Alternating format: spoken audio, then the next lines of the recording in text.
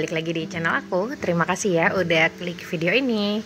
Apa kabar semuanya? Semoga sehat-sehat aja selalu ya. Oke, kita langsung aja. Di video kali ini aku mau bikin budget ya. Budget untuk gajian bulan Mei 2023. Emang agak telat sih uploadnya, tapi nggak apa-apa karena untuk tim tanggal gajian 25 biasanya kan udah terima uang gajian ya. Tapi ini karena aku kemarin sempat mudik, jadi ini aku bikinnya agak telat. Tapi it's okay, kita langsung aja bikin budgeting untuk di bulan Mei tahun 2023. Seperti biasa untuk income ini masih dari penghasilan Pak suami dan belum bisa kita kasih tahu karena sifatnya masih privacy.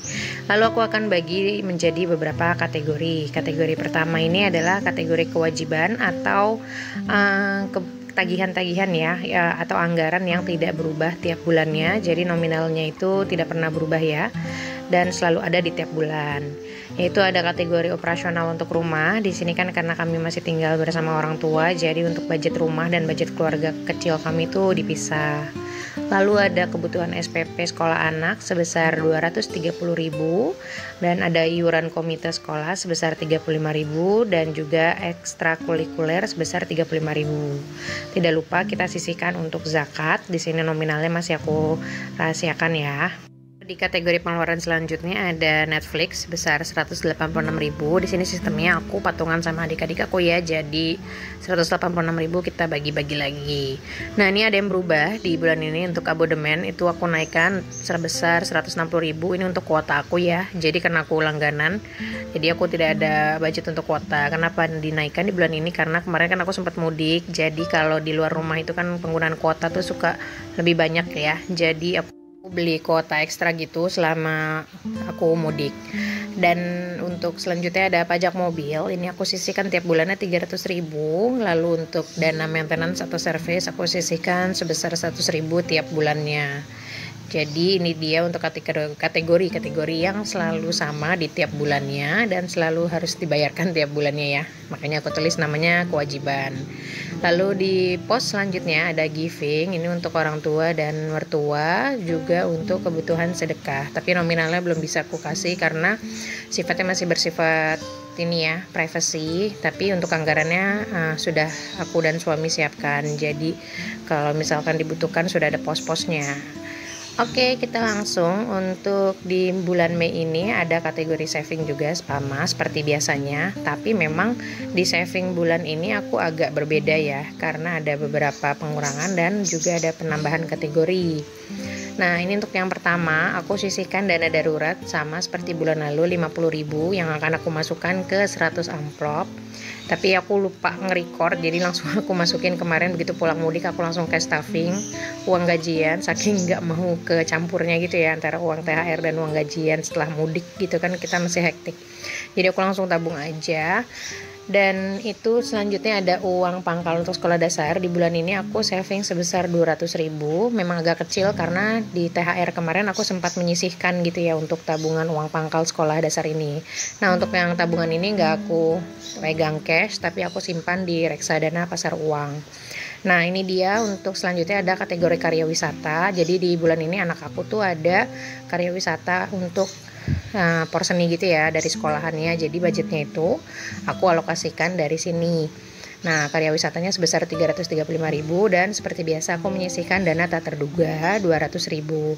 Jadi untuk pos saving di bulan Mei ini sebesar 785.000. Jadi karena memang di bulan ini ada pengeluaran tak terduganya itu karya wisata ya, jadi aku memang menyisihkan dari awal, jadi budgetnya itu nggak mengganggu untuk keperluan-keperluan yang lain. Jadi biasanya memang akhirnya yang lebih mudah di otak-atik itu ya pos ini ya, pos tabungan atau pos saving. Kalau teman-teman gimana nih menyiasati misalnya ada anggaran-anggaran di luar budget, itu pos-pos mana yang disiasati, yang bisa diakal-akalin gitulah biar cukup. Kalau aku sih biasanya di saving ini ya, jadi ada yang nominal nabungnya itu dikurangi, lalu ada juga yang mungkin dihilangkan gitu. Karena kalau untuk yang living, kewajiban kayak gitu kan aku lebih agak sulit juga untuk mengubahnya ya. Jadi aku mengorbankan si pos saving ini dulu. Oke, langsung aja ke kategori selanjutnya. Ini kategori living atau kebutuhan sehari-hari ya. Masih sama budgetnya. Ini balik lagi ya. Kan kalau bulan Ramadan kemarin aku uang mingguannya itu 50.000, tapi sekarang aku balik lagi ke budget normal itu 100.000. Jadi dikalikan 5 minggu ada 450.000, karena di minggu terakhir itu biasanya udah mendekati gajian, jadi nggak terlalu banyak. Lalu selanjutnya groceries untuk keluarga kecilku aja ya, bukan untuk keperluan rumah, itu aku anggarkan sebesar 150.000. Lalu ada susu 150.000 dan popok 55.000. Untuk laundry masih sama 30.000. Kebutuhan sekolah anak 100.000, jajan anak 50.000. Anggaran kesehatan ini 150.000, dan juga ada kebutuhan istri sebesar 150.000 per bulannya.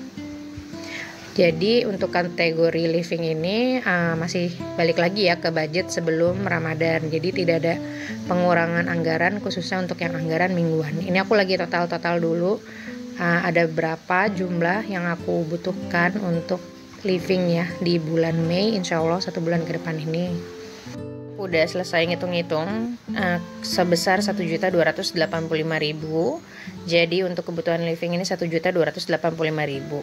Nah, merujuk dari videonya Bun Ai ini, kalau kalian teman-teman nonton juga untuk yang dana darurat, akhirnya aku bisa mengumpulkan dana darurat itu, patokannya itu dari si yang living ini atau kebutuhan. Jadi untuk target aku menabung dana darurat ini nggak terlalu banyak gitu ya, jadi nggak pressure juga. Jadi aku patokannya itu untuk menyisihkan dana darurat itu dari yang kebutuhan living ini.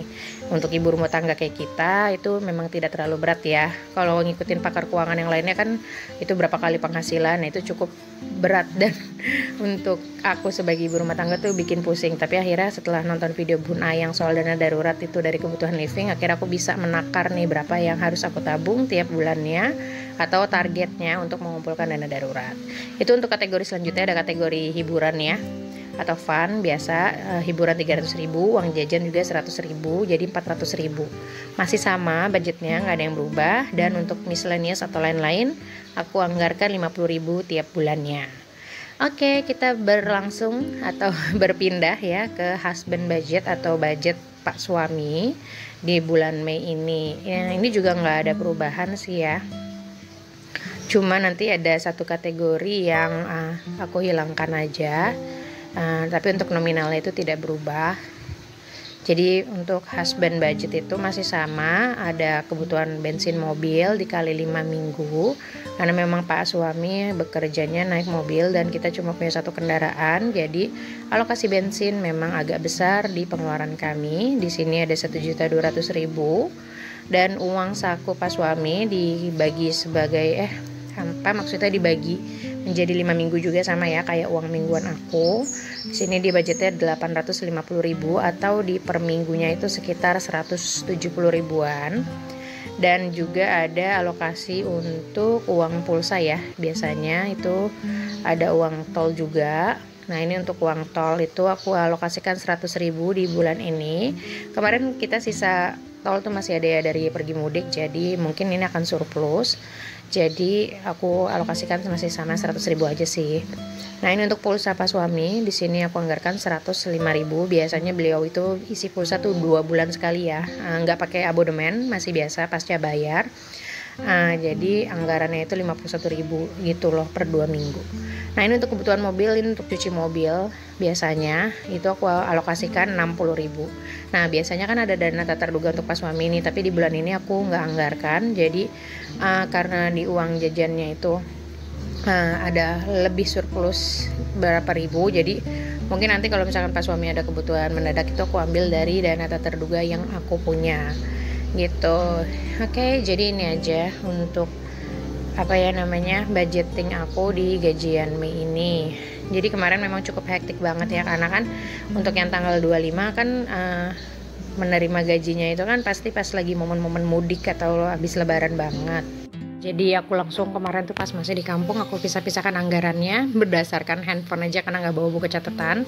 Aku pakai fitur dompet digital gitu dari bank yang aku pakai dan itu cukup membantu ya. Jadi pas kita pulang itu jadi gaji bulanan pas suami itu nggak terganggu alokasinya. Oke, ini aku lagi hias-hias pakai stiker dulu dan ini dia untuk budgeting aku di bulan Mei. Nggak ada yang berubah sih, cuma paling di bagian savingnya aja. Jadi ayo yang mau budgeting semangat dan kita coba dari awal, kita pisah-pisahin dulu kebutuhannya. Dah ini aja, sampai jumpa lagi ya untuk video budgeting selanjutnya. Bye bye.